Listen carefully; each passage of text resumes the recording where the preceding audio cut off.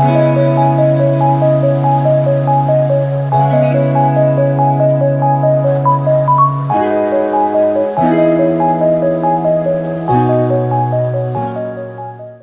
friends, welcome back to our channel Learn with Edu Funda. Friends, I'm back with another power packed video of SEO selection series. Friends, मुझे उम्मीद है कि आपने हमारे playlist को देखा होगा और उसमें जो टेस्ट है हम लोगों का उसे जरूर एक बार ज्वाइन करिए, देखिए, उससे गो थ्रू जरूर होइए, क्योंकि उसी से बहुत सारे क्वेश्चन जो है आपके एग्जाम में फंस जाने हैं। तो फ्रेंड्स, बिना टाइम वेस्ट किए हुए चलते हैं अपने पहले क्वेश्चन पे। फ्रेंड्स, आज का हमारा पहला जो क्वेश्चन है वो है, धातु के सिक्के सबसे पहले प्रकट हुए थे, मतलब किस काल में प्रकट हुए थे, कहाँ पे? ऑप्शन ए आपका हड़प्पा सभ्यता में, बी वैदिक काल में, सी बौद्ध काल में, या फिर डी मौर्य काल में। फ्रेंड्स, ये चारों काल बहुत इंपॉर्टेंट है, इनको पढ़ना है, मैंने पढ़ाया भी है काफ़ी कुछ। और फ्रेंड्स, मैंने जो टॉपिक वाला वीडियो डाला था जनरल अवेयरनेस का, फ्रेंड्स इसे ज़रूर देखिए, उसी से 10 क्वेश्चन आपको आने एकदम तय हैं। तो उसको अच्छे से तैयार करके जाइएगा, 2-3 बार प्रैक्टिस करिए। पीडीएफ हमारे टेलीग्राम चैनल से ज्वाइन कर सकते हैं और पीडीएफ मिल जाएगा आपको वहाँ से, और उसे ज्वाइन करिए और ज़्यादा से ज़्यादा प्रैक्टिस करिए उस क्वेश्चन को। और फ्रेंड्स, सिर्फ इससे ही नहीं, अगर चाहे तो आप कोई बुक भी ले सकते हैं प्रैक्टिस सेट के लिए, तो जिससे आपकी प्रैक्टिस और अच्छी हो सके। तो फ्रेंड्स, का जो सही आंसर है, धातु के सिक्के सबसे पहले प्रकट हुए थे वो था बौद्ध काल में। बौद्ध काल में ही ये धातु के सिक्के प्रकट हुए थे। नेक्स्ट क्वेश्चन, बिना दुर्ग के सिंधु सभ्यता का कौन सा नगर था जिसमें दुर्ग नहीं था? Option A Kalibangan, B Harappa, C Mohenjodaro, या फिर डी चनहूदड़ो। फ्रेंड्स, इसका जो सही आंसर है बिना दुर्ग का, वो है आपका चनहूदड़ो, मतलब D option is right one. अगला क्वेश्चन देखते हैं। बौद्धों के विश्वास के अनुसार गौतम बुद्ध का अगला अवतार किसे माना जाता है, मतलब किसे माना जाता है कि गौतम बुद्ध के ये अगले अवतार हैं? ऑप्शन है आपके अत्रेय, बी मैत्रेय, सी नागार्जुन, या फिर डी इनमें से कोई नहीं। तो फ्रेंड्स, का सही आंसर है ऑप्शन बी, यानी कि मैत्रेय को बौद्ध का अगला अवतार माना जाता है। नेक्स्ट क्वेश्चन, कलिंग युद्ध कब हुआ था? ऑप्शन है 261 बीसी, 263 बीसी, 265 बीसी, या फिर डी नन।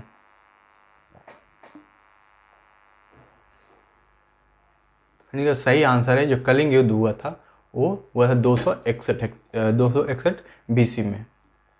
ठीक फ्रेंड्स, अगला क्वेश्चन देखते हैं हम। निम्नलिखित में से किस सुल्तान ने सती प्रथा, ध्यान देने बात, सती प्रथा को रोकने का प्रयास किया था? ऑप्शन है बाबर, बी मोहम्मद बिन तुगलक, सी जहांगीर, या फिर डी फिरोज शाह तुगलक। फ्रेंड्स, ये चारों जो है नाम, इनको पढ़ के जाइएगा, और मैं अपने टेस्ट सीरीज में इंक्लूड भी करता रहता हूँ हालांकि इनको, तो उससे को फ़ायदा मिलेगा, पर अपने तरफ से भी आप कुछ एफर्ट करिए। ऐसे सिर्फ किसी पे डिपेंड होने से फ़ायदा है कि थोड़ा अपना भी एफर्ट लगाइए उसमें। तो इसका जो सही आंसर है फ्रेंड्स, ये है मोहम्मद बिन तुगलक। फ्रेंड्स, ये मध्यकालीन इतिहास सबसे पढ़ा लिखा और समझदार था, लेकिन ये कोई भी काम करता था उसका उल्टा ही हो जाता था, इसलिए ये इसको रक्त पिपासु स्वप्नशील बोला जाता था। इन्हीं के काल में वो नहरों का बहुत विकास हुआ था, तुगलक काल में। अगला क्वेश्चन देखते हैं। नाना साहब के नाम से कौन प्रसिद्ध था? किसको नाना साहब कहा जाता था? ऑप्शन है आपके बाजीराव प्रथम, बी बालाजी बाजीराव, सी बालाजी विश्वनाथ, या फिर डी माधवराव। फ्रेंड, का सही आंसर है ऑप्शन बी, यानी कि बालाजी बाजीराव। नेक्स्ट क्वेश्चन, कौन सा युग्म गलत है? फ्रेंड, ध्यान देने बात है कि गलत पूछा है। ऑप्शन है फ्रांस, ये है नाम, और यहाँ पे उनके द्वारा बसाए हुए शहर, या फिर जो भी बोल सकते हैं, नगर, शहर, जो भी बोल दे आप। तो फ्रांसिस मार्टिन ने पौंडीचेरी बसाया था, अहमद शाह प्रथम ने अहमदाबाद बसाया था, फ्रांसिस डे ने मद्रास बसाया था, या फिर डी रॉबर्ट क्लाइव ने कोलकाता बसाया था। फ्रेंड्स, हमको बताना इनकरेक्ट कौन सा करेक्ट मैच नहीं किया गया है। फ्रेंड्स, एक दिन वीडियो में मैंने लाया भी था, कुछ ऐसे ही थे, और इसमें कुछ और नया ऐड करके इस बार लाया हूँ। तो ऑप्शन डी जो है गलत है, यानी कि ये वाला ऑप्शन जो है ये गलत है। कोलकाता को रॉबर्ट चॉर्नॉक ने बसाया था, लेकिन जबकि यहाँ पे रॉबर्ट क्लाइव दिया। बाकी जो ऊपर वाले हैं वो सारे के सारे सही ऑप्शन हैं। अगला क्वेश्चन, राज्य हड़प नीति सबसे पहले किस रियासत पर लागू की गई थी? फ्रेंड्स, पता होगा कि राज्य हड़प नीति डॉक्ट्रिन ऑफ लेफ्ट जिसे बोलते हैं, लॉर्ड डलहौजी ने लेके आया था इसे। ऑप्शन है झांसी ने, बी लखनऊ ने, सी सतारा ने, या फिर डी बंगाल ने। आई होप फ्रेंड आपने आंसर करा होगा इसका। तो जो राज्य हड़प की नीति थी, जो डलहौजी द्वारा लाया गया था, ये सबसे पहले सतारा ने इसे अपनाया था, इसी पे लगाया गया था सबसे पहले। अगला देखते हैं कौन सा युग्म जो है गलत है। अमृतसर की संधि 1809 में हुई थी। सालाबाई की संधि 1872 में हुई थी। बेसिन की संधि 1805 में हुई थी। या फिर डी श्रीरंगपट्टनम की संधि इसकी 1792 में हुई थी।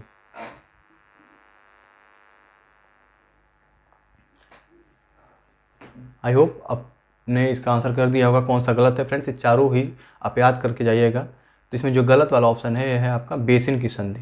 ये 1805 में न होकर 1802 में हुआ था। कितने फ्रेंड्स? 1802। अगला क्वेश्चन, गांधी जी ने सिविल डिसओबीडियंस की प्रेरणा कहाँ से ली थी? ऑप्शन है थारो से लिए था उन्होंने, बी रस्किन से लिया था, सी कन्फ्यूशियस से लिया था, या फिर डी टॉलस्टॉय से लिया था। क्योंकि गांधी जी फ्रेंड्स ये किसी से मोटिवेट थे, उनके सिविल डिसिप्लिन, उनके हम्बल नेचर से, तो उन्हीं से इन्होंने अपनाया था। तो ऑप्शन जो सही है आपका वो है ऑप्शन ए, यानी कि थारो से इन्होंने सिविल डिसओबीडियंस की प्रेरणा ली थी। इसी वजह से एक सिविल डिसओबीडियंस मूवमेंट भी चलाया गया था फ्रेंड गांधी जी द्वारा। अगला क्वेश्चन देखते हैं फ्रेंड्स, भारतीय संविधान किस, यहाँ पे होगा के, किस भाग में नगर पालिकाओं का उल्लेख किया गया है?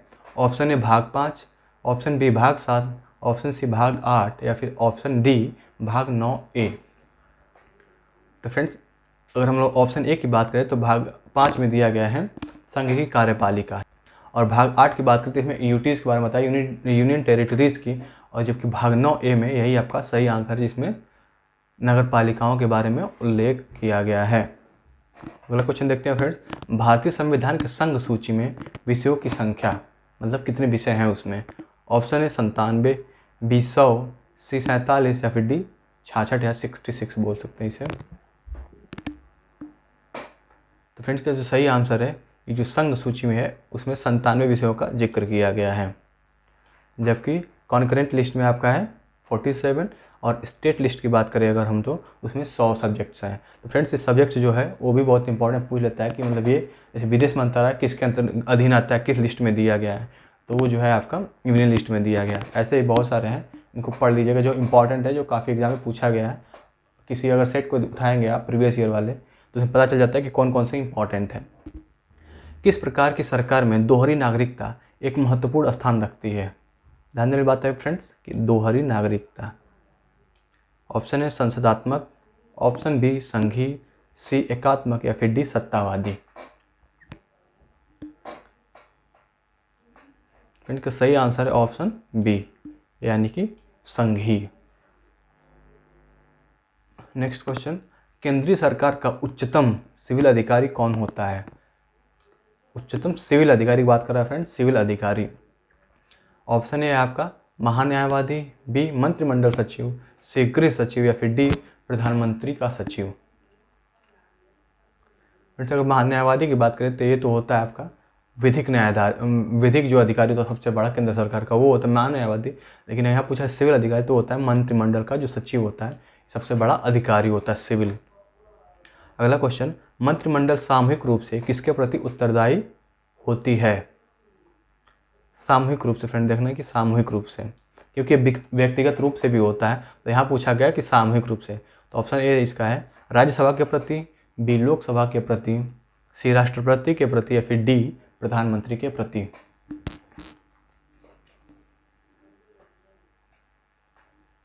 इसका सही आंसर है वो है मंत्रिमंडल जो सामूहिक रूप से हो लोकसभा के प्रति होती है उत्तरदायी, जबकि व्यक्तिगत रूप से राष्ट्रपति के प्रति होती है। अगला क्वेश्चन देखते हैं फ्रेंड, केकड़े के कितने पैर होते हैं? हाँ फ्रेंड्स, केकड़े के आपने देखा होगा लेकिन शायद आपको पता ना हो कितने पैर होते हैं। तो ऑप्शन ए 8 पैर होते हैं, बी 16 पैर होते हैं, सी 12 पैर होते हैं, फिर डी 10 पैर होते हैं। फ्रेंड जो केकड़ा होता है उसके 8 पैर होते हैं। अगला क्वेश्चन देखते हैं फ्रेंड, प्रकाश संश्लेषण में कौन सा प्रकाश सबसे कम प्रभावी होता है? ध्यान देने वाली बात है कि सबसे कम की पूछ रहा है, अधिक की नहीं। हरा रंग, लाल रंग, नीला, या फिर इनमें से कोई नहीं।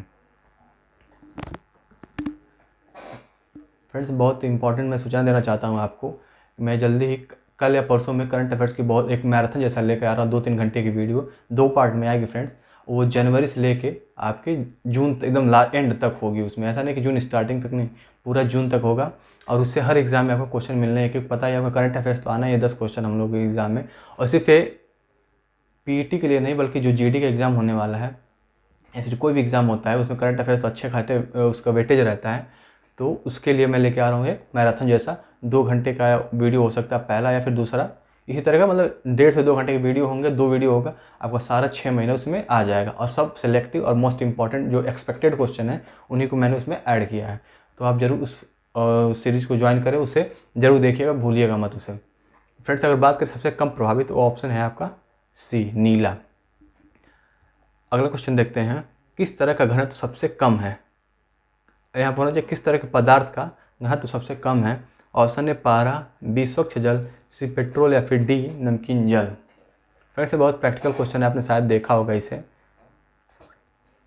कि घनत्व सबसे कम किसका है। अगर ध्यान दे तो आप बता सकते हैं इसका आंसर। तो फ्रेंड्स इसका सही जो आंसर है वो आपका है पेट्रोल। हमने देखा होगा कि पानी पे पेट्रोल छिड़कते हैं तो ऊपर से ही तैरने लगता है, यानी कि उसका घनत्व जो है पानी से कम होता है। इसी तरह ये पारा तो काफ़ी भारी होता है, पेट्रोल इसकी अपेक्षा हल्का होता है। अगला देखते हैं, किसी पिंड का वजन पृथ्वी के केंद्र में, फ्रेंड ध्यान देने वाले केंद्र में पूछ रहा है, कितना होगा। सतह से आधा होगा, शून्य होगा, सतह का दोगुना होगा या फिर अनंत होगा। तो फ्रेंड्स इसकी अगर बात करें इस क्वेश्चन की तो सही आंसर है ऑप्शन बी, यानी कि शून्य होगा। केंद्र पे अगर बात करें तो शून्य होता है। अगला क्वेश्चन, पानी में नाइट्रोजन आमतौर पर किस रूप में पाया जाता है। हाँ फ्रेंड, पानी में जो नाइट्रोजन घोला होता है वो किस रूप में पाया जाता है, क्योंकि नाइट्रोजन के कई प्रकार हैं। तो उसमें देखते हैं कौन सा सही है इस बार। तो nitrous oxide, nitrate, nitric oxide या फिर नाइट्राइट।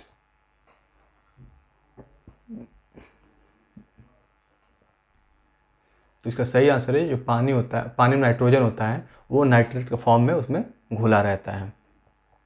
अगला देखते हैं, डंकन पैसेज किसके बीच में स्थित है। ना पैसेज पढ़ा ही होगा, बहुत सारे होते हैं, तो इसमें पूछा गया डंकन के बारे में पूछा गया है। थोड़ा प्रोनाउंसिएशन कहीं कहीं बुक में अलग दिया है, कहीं कुछ लिखा है, तो लेकिन डंकन ओवरऑल आप समझ जाएंगे अगर ये वाला क्वेश्चन आएगा तो।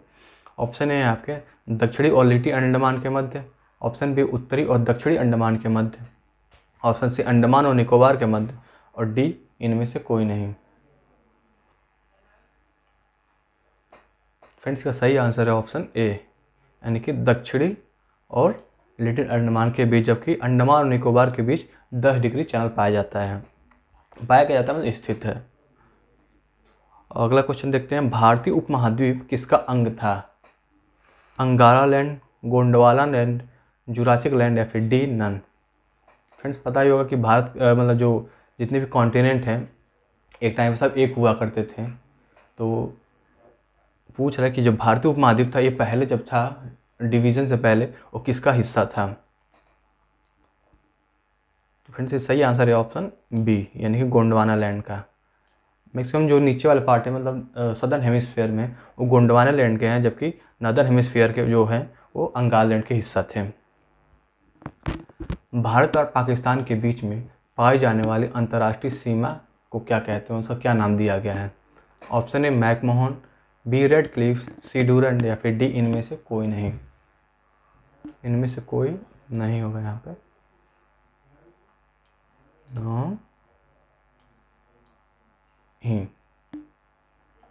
ठीक है फ्रेंड्स, तो इसका जो सही आंसर है भारत और पाकिस्तान के बीच में बात करें अगर तो ये पाया जाता है रेड क्लिफ, जबकि पाकिस्तान और अफगानिस्तान के बीच में डूरंड पाया जाता है। मतलब जो रेखा इंटरनेशनल रेखा खींची गई है ये उसका डूरंड है।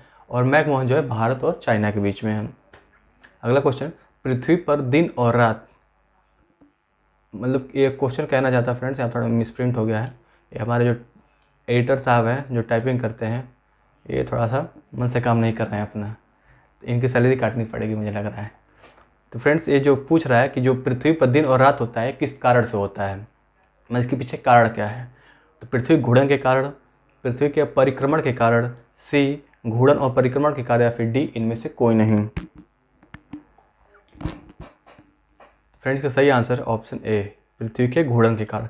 जबकि जो परिक्रमण होता है, घूर्णन मतलब फ्रेंड्स कि जो पृथ्वी होती है अपने एक्सिस पे ही घूमती है, जबकि अगर परिक्रमण की बात करें तो सूर्य के चारों तरफ, मतलब पृथ्वी तो ऐसा है जो अपने एक्सिस पे घूम रहा है और चारों तरफ सूर्य के भी घूम रहा है, तो जो चारों तरफ घूमता है उसे परिक्रमण बोलते हैं। इसके वजह से वो होता है मौसम का परिवर्तन होता है, जबकि घूर्णन की वजह से दिन और रात होती है।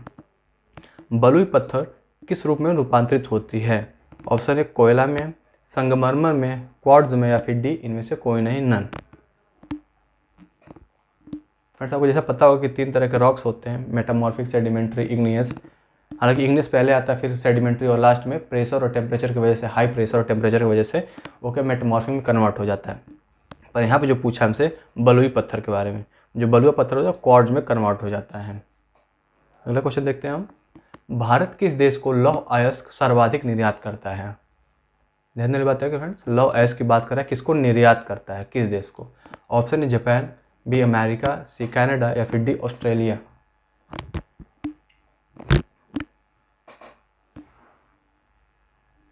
ऑप्शन इसका सही है ऑप्शन ए, यानी कि जापान को सबसे ज़्यादा लौह अयस्क निर्यात किया जाता है भारत के द्वारा। अगला क्वेश्चन, भारत में मौद्रिक नीति को निर्धारित करता है? ऑप्शन ए आरबीआई, बी केंद्रीय सरकार, सी भारत का औद्योगिक वित्त विभाग, या फिर डी इनमें से कोई नहीं। फ्रेंड्स बहुत सिलेक्टेड क्वेश्चन है, कई जगह से इसको कंबाइन करके लाया जाता है आपके लिए, तो इसको अच्छे से प्रैक्टिस करिए।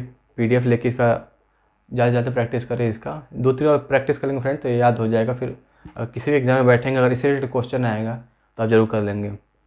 तो फ्रेंड जो मौद्रिक नीति भारत की वो है आरबीआई, ये आरबीआई द्वारा निर्धारित की जाती है। अगला क्वेश्चन, भारतीय सांख्यिकी संस्थान स्थित है दिल्ली में, कोलकाता में, चेन्नई में, या फिर मुंबई में? फ्रेंड इसका सही आंसर ऑप्शन बी, कोलकाता में है भारतीय सांख्यिकी संस्थान। नेक्स्ट क्वेश्चन, भारत की राष्ट्रीय आय में सर्वाधिक योगदान है, जो राष्ट्रीय आय भारत की उसमें सबसे ज़्यादा शेयर किसका रहता है? कृषि क्षेत्र का, व्यापार क्षेत्र का, विनिर्माण क्षेत्र का, या फिर डी बैंकिंग क्षेत्र का, बैंकिंग सेक्टर का?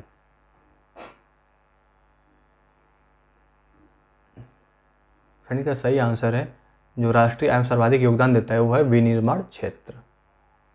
ठीक है फ्रेंड्स, अगला क्वेश्चन देखते हैं हम।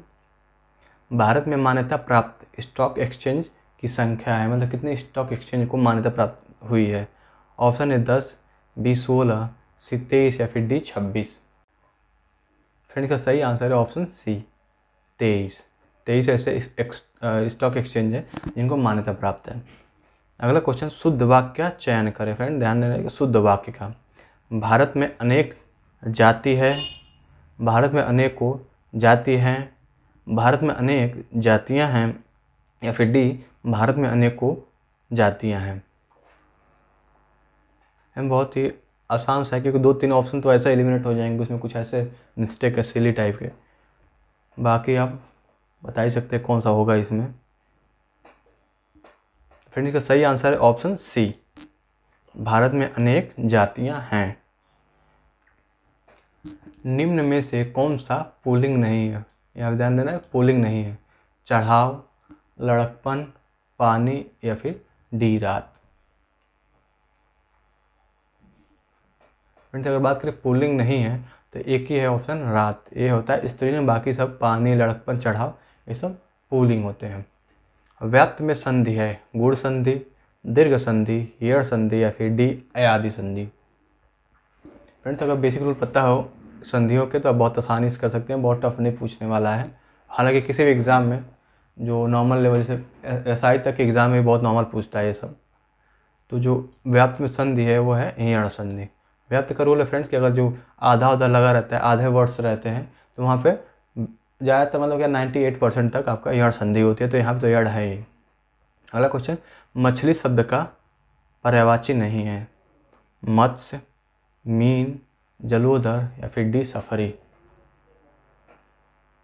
फ्रेंड्स ये सफरी और लखनऊ तफरी होता है, वहाँ पे वर्ड होता है तफरी। तो जो सही आंसर है इसका वो है सी जलोदर, बाकी सफरी है, मीन और मत्स्य तो जानते ही होंगे आप। अगला क्वेश्चन, कागजी घोड़े दौड़ाना, ये जो मुहावरा है ये कागजी घोड़े दौड़ाना है, इसका अर्थ क्या है? नकली घोड़े दौड़ाना, बहुत परिश्रम करना, व्यर्थ की लिखा पढ़ी करना, या फिर डी जांच पड़ताल करना।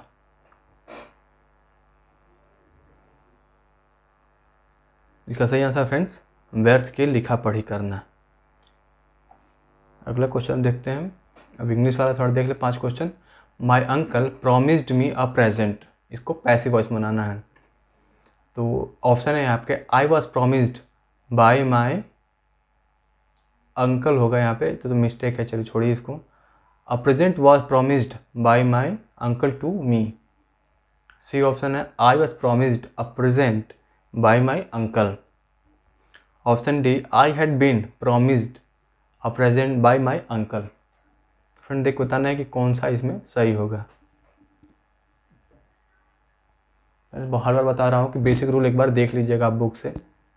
अब बाकी तो मैं प्रैक्टिस करा ही रहा हूँ, बाकी अब बुक से बेसिक रूल पता होगा आपको, तो बहुत आसानी से कर लेंगे इस क्वेश्चन को। तो माई uncle promised me a present का सही होगा option I was promised a present by my uncle, क्योंकि पास्ट टेंस में है इसलिए यहाँ पे वॉज लग जाएगा, और आई ये जो मी है ये ऑब्जेक्ट यहाँ पे सब्जेक्ट बन के सामने आएगा। तो I was promised a present by my uncle. अगला क्वेश्चन ये स्पॉटिंग एरर का है। He is angry on me because I fail to return his book. Option D है नो एरर। ऐसे प्रेपोजिशन रिलेटेड एरर है, अगर ध्यान देंगे तो बहुत आसान पता चल जाए कौन सा प्रेपोजिशन रिलेटेड कौन से पार्ट में एरर है।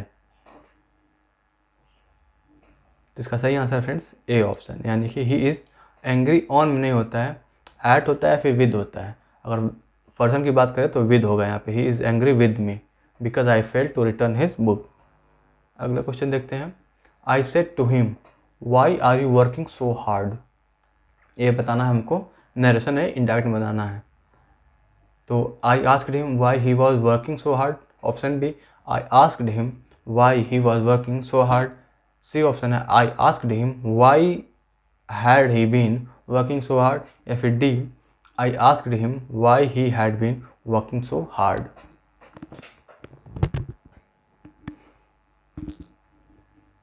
आई होप फ्रेंड्स आपने देख लिया होगा सारे ऑप्शन। तो इसका जो सही है, देखिए फ्रेंड्स, अगर ये वाला पार्ट जो पास्ट में है तो ये भी पास्ट में ही होना चाहिए, और वाई वर्ड से स्टार्ट है क्वेश्चन वर्ड से, तो क्वेश्चन वर्ड्स तो रहेगा ही। तो आई आस्क्ड हिम और सेड को आस्क में बदल देते हैं, क्योंकि क्वेश्चन वर्ड जब रहता है तो जो ये होता है क्वेश्चन वर्ड, तो यहाँ पे आस्क्ड कर देते हैं। तो देखिए फ्रेंड्स, आई आस्क्ड सब में है, हिम भी सही है, वाई भी सही है। अगर अब इसे यहाँ से देखा जाए तो फ्रेंड जो क्वेश्चन वर्ड होते हैं क्वेश्चन जैसे फॉर्म में रहता है उसको हम लोग नॉर्मल अफर्मेटिव सेंटेंस बना देते हैं। तो देखिए यहाँ पे वाई वॉज तो गलत हो जाए, क्योंकि वाई वॉज अफर्मेटिव है नहीं। इसमें देखें तो ये सही है, ये देखा जाए तो वाई ही, लेकिन ये देखिए फ्रेंड यहाँ पे जो है आर है, मतलब कंटिन्यूस की बात हो रही है, तो ये जो ये वाला पार्ट होगा ये कंटिन्यूस में ही होगा, यानी कि प्रेजेंट कंटिन्यूस में तो पास्ट कंटिन्यूस में होगा। तो ही वॉज वर्किंग सो हार्ड। बाकी ऑप्शन आपका ए सही हो जाएगा, बाकी इसमें हैड दे दिया है और हैड ही, तो सब गलत है। अगला देखते हैं। China is the north of India. Option A आपके हैं 2 या 2 वर्ड्स। फ्रेंड का सही आंसर है ऑप्शन ए हो गया आपका 2 words. China is towards the north of India, मतलब नॉर्थ इंडिया के नॉर्थ में है। इट गिव्स यहाँ पे भरना है फ्रेंड्स, ये 2 ही ऑप्शन है तो इजी हो गया आपके लिए, डबल डिप खेले इसमें। पेन, इट गिव्स यहाँ पे पेन, इसमें देखना है क्या भरा जाएगा, टू मच हो गया फिर मच टू होगा। फ्रेंड्स में देख के ही लग गया होगा कौन सा सही होगा इसमें, तो इसका जो सही आंसर है too much, it gives too much pain. ठीक फ्रेंड्स, तो ये थे आज के 40 क्वेश्चन श्योर सिलेक्शन सीरीज के। तो फ्रेंड्स अगर आपने हमारा टेलीग्राम चैनल नहीं ज्वाइन किया है तो ज्वाइन करें, वहाँ से PDF लीजिए और प्रैक्टिस ज़्यादा से ज़्यादा प्रैक्टिस करिए इस क्वेश्चन की। और अगर आप हमारे चैनल से नए जुड़े हैं तो शेयर करें, सब्सक्राइब करें, लाइक करें, और हमारे प्लेलिस्ट में जाके जितने सीरीज चल रहे हैं उनका टेस्ट दे दीजिए, इससे बहुत फ़ायदा मिलने वाला है आपको। तो पढ़ते रहिए, सुरक्षित रहिए। Thank you.